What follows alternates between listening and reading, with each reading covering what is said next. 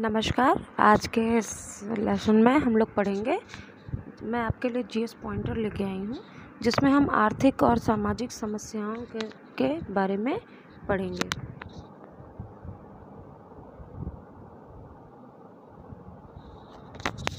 राष्ट्रीय आय और आर्थिक विकास दोनों का सीधा सीधा संबंध है। हम ऐसे भी कह सकते हैं, अगर राष्ट्रीय आय को रोक दिया जाए तो आर्थिक विकास नहीं होगा।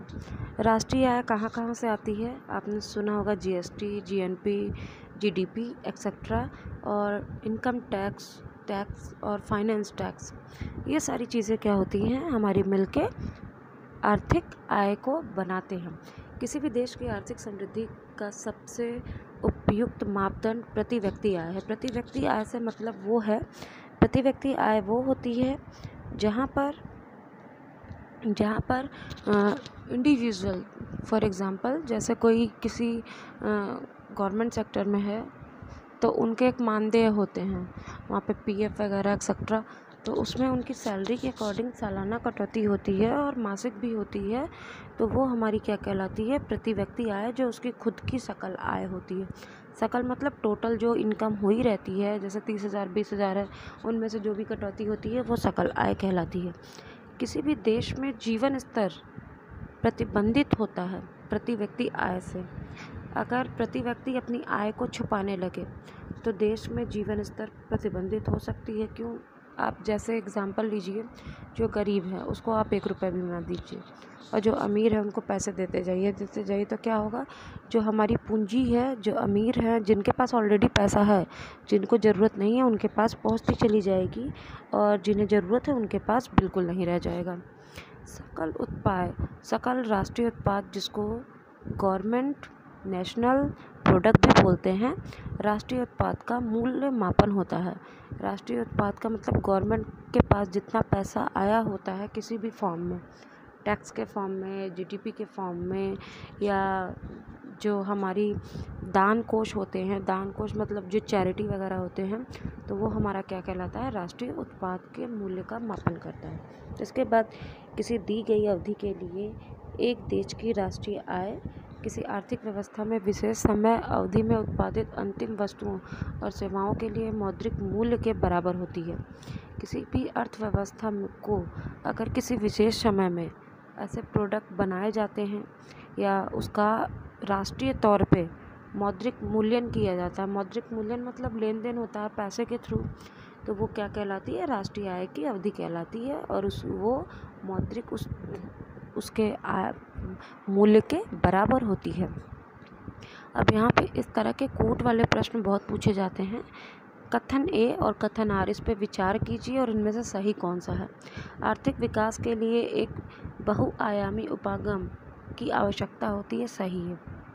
अगर आर्थिक विकास चाहिए हमको तो हमें एक ऐसा हमारी इंडस्ट्रियल या फाइनेंशियल सपोर्ट हमको चाहिए जहाँ से हमारा इनकम सोर्स बना रहे, इनकम मतलब अर्निंग सोर्स बनी रहे।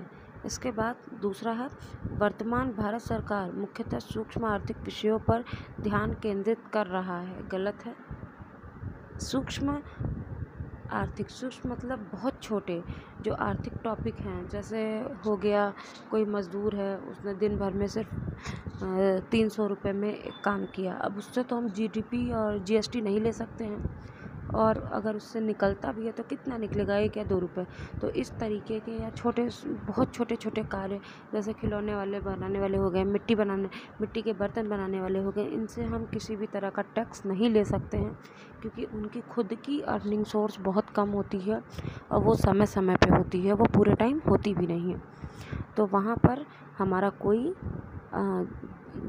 वर्तमान में या इस विषय पे कोई आर्थिक स्थिति नहीं बनती है। इसके बाद मिश्रित अर्थव्यवस्था का अर्थ। मिश्रित अर्थव्यवस्था का अर्थ जहाँ राष्ट्रीय अर्थव्यवस्था होती है वहाँ से होता है। मिश्रित अर्थव्यवस्था में हमारी सबके सब आ जाती हैं, जिसमें सामाजिक, शिक्षा विभाग, हमारे दूतावास, रक्षा मंत्रालय और हमारी जितनी सिविल सेवाएं हैं सब आ जाती हैं। उनसे आई हुई संपत्ति हमारी क्या कहलाती है? मिश्रित अर्थव्यवस्था कहलाती है, जिसमें सार्वजनिक सेवा होती है और निजी, दो के दोनों एक साथ होते हैं। जो इंडस्ट्री हैं, ये सबके सब आ जाती हैं। भारतीय अर्थव्यवस्था का प्रमुख लक्षण मिश्रित अर्थव्यवस्था है। भारतीय अर्थव्यवस्था को अगर रियल में देखा जाए तो वो इस समय मिक्स्ड इकोनॉमी बनती जा रही है, क्योंकि हमारा जो शेयर मार्केट है या बाज़ार है, उसमें इस समय हर फील्ड में लोग बिजनेसमैन हर फील्ड में आपको मिल जाएंगे, और जो किस तरह का के व्यापार करते हैं, मिश्रित तरह का। भारत में नियोजन अर्थव्यवस्था आधारित होती है मिश्रित अर्थव्यवस्था पे। सही है, यह सत्य। वो यहाँ पे इस तरह के क्वेश्चन बनते हैं, इसलिए ये पॉइंटर आपके लिए बहुत बहुत इम्पोर्टेंट है, और इसको हो सकेगा तो इस वीडियो को कम से कम 2 बार देखिएगा। यह सत्य होगा कि भारत को परिभाषित किया जा सकता है।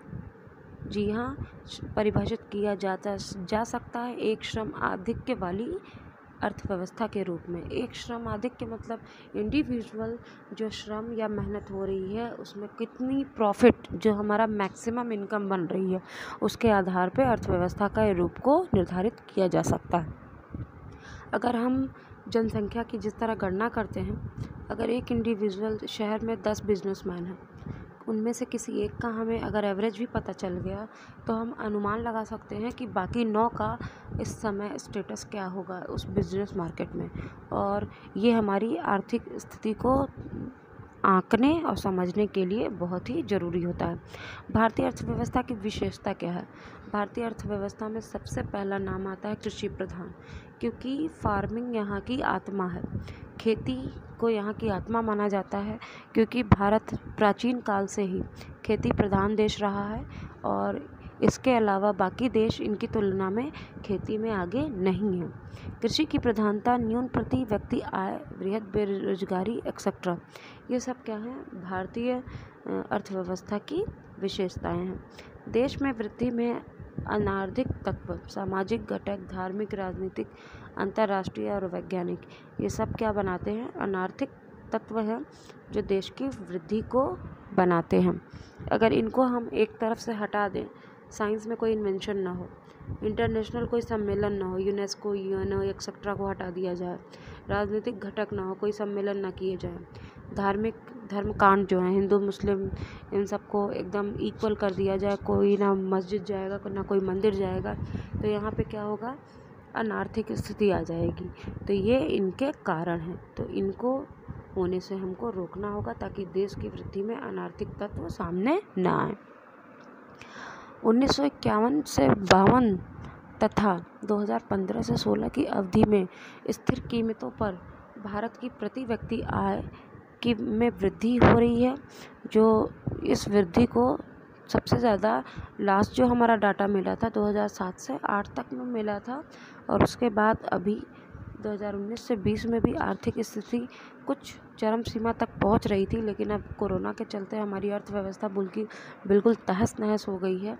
आपको पता है, लॉकडाउन के चलते किसी भी तरह का व्यापार लेन देन नहीं होने पाया है, सिर्फ केमिकल्स और दवाओं को छोड़ करके, और उसमें भी कौन सा है, ये बहुत इंपॉर्टेंट है, हाइड्रोक्लोरोक्विनोन, जो मच्छर मारने की दवा है, जिसका अधिक के तौर पे यहाँ पे इस समय 2020 में मार्च से अप्रैल के बीच में इसका बहुत ही ज़्यादा क्या हुआ है? लेन देन हुआ है अन्य देशों में।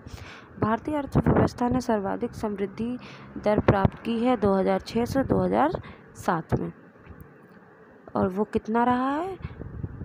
9.6% रहा है।